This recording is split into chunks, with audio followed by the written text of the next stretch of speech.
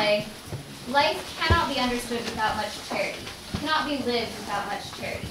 It is love and not German philosophy that is the true explanation of this world. Though unfortunately not included in the cutting you're about to see, I think it's a good viewpoint to keep in mind as you watch this play.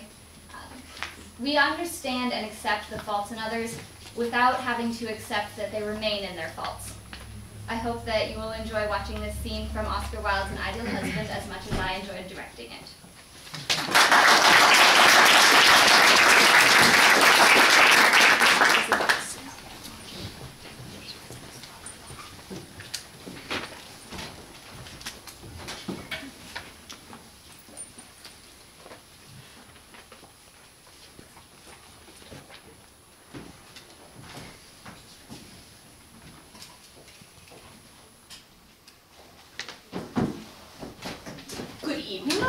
Mrs. Cheveley, great heavens!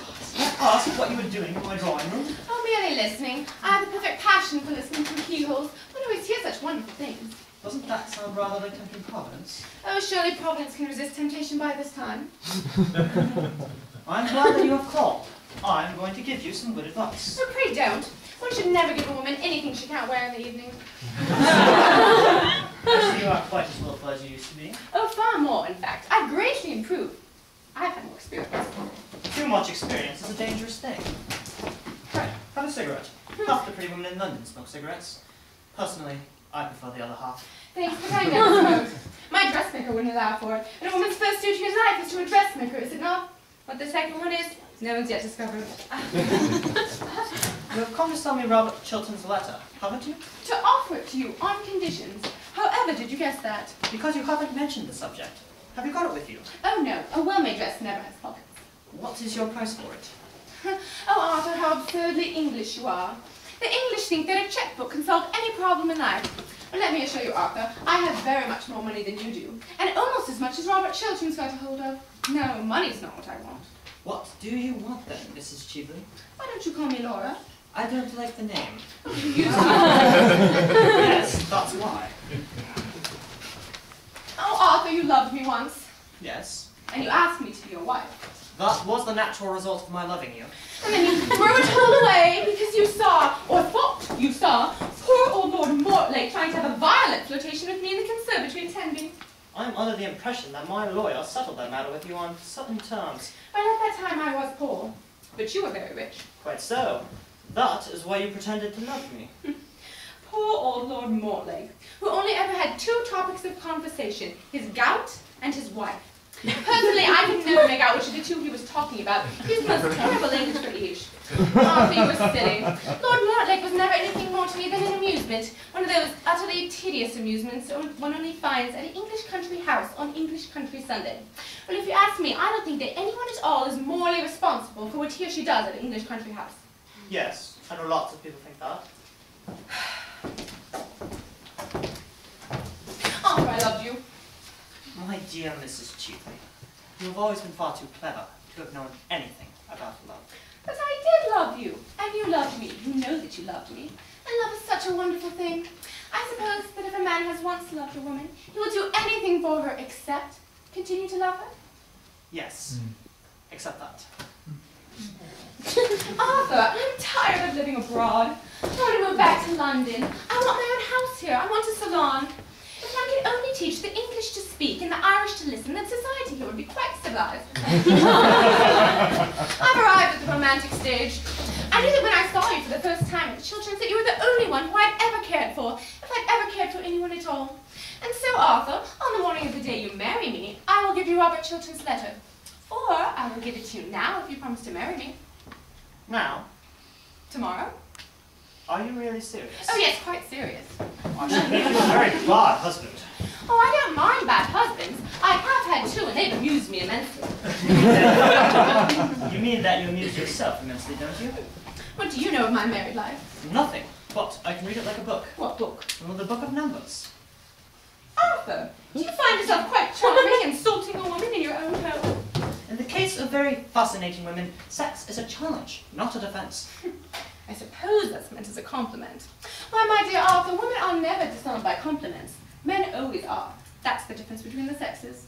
Women are never disarmed by anything, as far as I know them. So, you are going to allow for your greatest friend, Robert Chiltern, to be ruined rather than marry someone who still has quite considerable attractions left. I thought you would have risen to some greater height of self-sacrifice. I think that you should. And then the rest of your life could be spent in contemplating your own perfections. Oh, I do that as it is. And self-sacrifice is something that should be put down by law. It is always so demoralizing to the person for whom one sacrifices oneself. They always go to the bottom. As if anything could demoralize Robert Chiltern, you seem to forget that I knew his true character. What you know about him is not his true character. It was an act of folly, done in his youth. Dishonorable, I admit. Shameful, I admit. Unworthy of him, I admit. And therefore, not his true character. How you men stand up for each other. How you women war against each other. Well, I only war against one woman, against Gertrude Chiltern.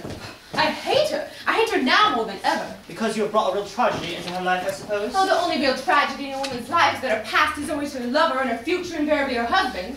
Lady Chiltern knows nothing of the kind of life to which you are alluding. You know, a woman whose size in gloves is 7 3/4 really never knows much about anything. You know, Gertrude always wore a size 7 3/4. That was probably the reason why there was never any real moral sympathy between us. Well, Arthur, I suppose this romantic interview has come to a close. You do admit it was romantic, don't you? For the privilege of becoming your wife, I was ready to offer up a great prize, the climax of my diplomatic career. You decline? Very well. If Sir Arthur will not uphold my Argentine scheme, I will expose him. Voila tout. You mustn't do that. It would be vile, horrible, infamous. Oh, don't use such big words. They mean so little. It's a little transaction. That is all. There's no use mixing up sentimentality into it. I offered to give Robert Chiltern a certain thing, and if he will not pay me my price, he'll have to pay the world a greater price. That is all to be said.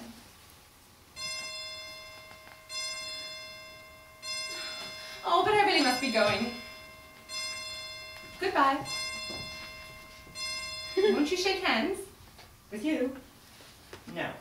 The transaction with Robert Chiltern may pass as a loathsome commercial transaction of a loathsome commercial age. But you seem to have forgotten that you came here tonight to talk of love. You, whose lips desecrated the word love. You, to whom the thing is a book closely sealed, went this afternoon to the house of one of the most noble and gentle women in the world to degrade her husband in her eyes, to try and kill her love for him, to put poison in her heart and bitterness in her life, to break her idol, and, it may be, spoil her soul. That I cannot forgive. That was horrible. For that there can be no forgiveness. Arthur, you are unjust to me. Believe me, you are quite unjust. I didn't go to taunt Gertrude at all. I simply called with the Lady Markby to see whether an ornament of mine, a jewel that I had lost somewhere the night before, had been found. That was the origin of the whole thing. You can ask the Lady Markby for yourself. She'll tell you it's true. The whole event happened after she had left. It was really brought on me by Gertrude's rudeness and sneers. I called, oh, a little out of malice, if you like, but really just asked if the ornament of mine had been found. That was the reason for the whole thing. A little golden pearl brooch? Yes. How did you know? Because it is found. Oh. In point of fact, I found it myself, and stupidly forgot to tell the butler anything about it as I was leaving. It is on the desk. Over here. This is the brooch, isn't it? Why, yes. Oh, I'm so glad to have it back. It was a present. Won't you wear it? Oh, certainly. In the top. Why are you putting it on as a bracelet? I didn't know it could be worn as a bracelet. Really? No. But it does look rather well on me as a bracelet, doesn't it? Yes, much better than when I saw it last. When did you see it last? Oh, 10 years ago, on Lady Berkshire, from whom you stole it. What do you mean? I mean to say that you stole that ornament from my cousin, Mary Berkshire, to whom I gave it when she was married. Suspicion fell on a wretched servant who was sent away in disgrace. I recognized it last night. I had determined to say nothing until I had found the thief. Well, I have found the thief now, and I have heard her own confession. It is not true. You know it is true. Why, thief is written across your face at this moment. Oh, Arthur, I will deny this whole affair from beginning to end. I will say that I've never seen this wretched thing. That was never in my possession. The downside of stealing a thing, Mrs. Cheapley, is that one never knows just how wonderful the thing that one steals is. You can't get that bracelet off unless you know where the spring is. And I see that you don't know where the spring is. It is rather difficult to find. Oh, such big words, they mean so little. What are you going to do? I'm going to ring for my servant. He's a very admirable servant. Always comes the moment when rings for him. When he arrives, I shall tell him to fetch the police. The police? Oh, whatever for? Tomorrow, the Berkshires will prosecute you. That is what the police are for. Oh, Arthur, please don't. Please, no. I will do anything. Anything in the world you want. Give me Robert Chilton's letter. But stop. Give me some time to think. Give me Robert Chilton's letter. I haven't got it with me. I'll give it to you tomorrow. You are lying. Give it to me at once.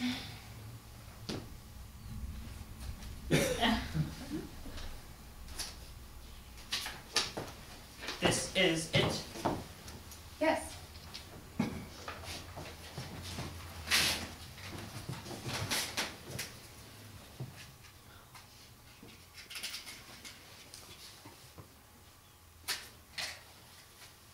For such a well-dressed woman, Mrs. Cheveley, you have moments of admirable common sense.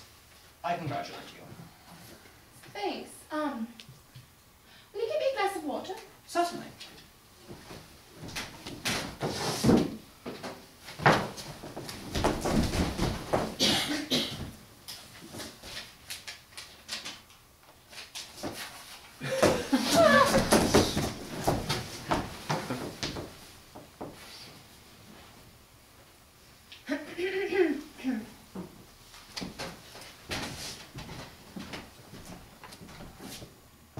Thanks.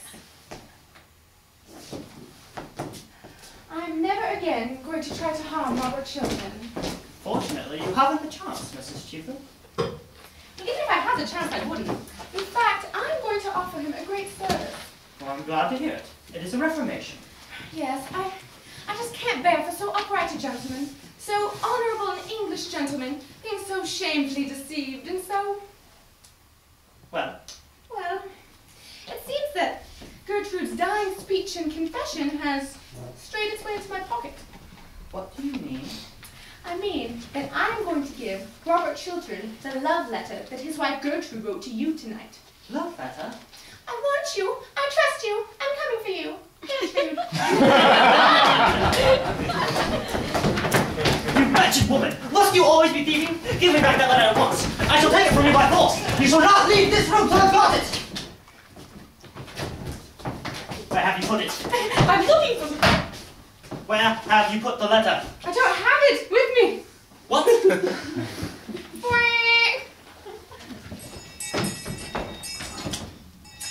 Not going merely being that you should show me out. Good evening, old woman.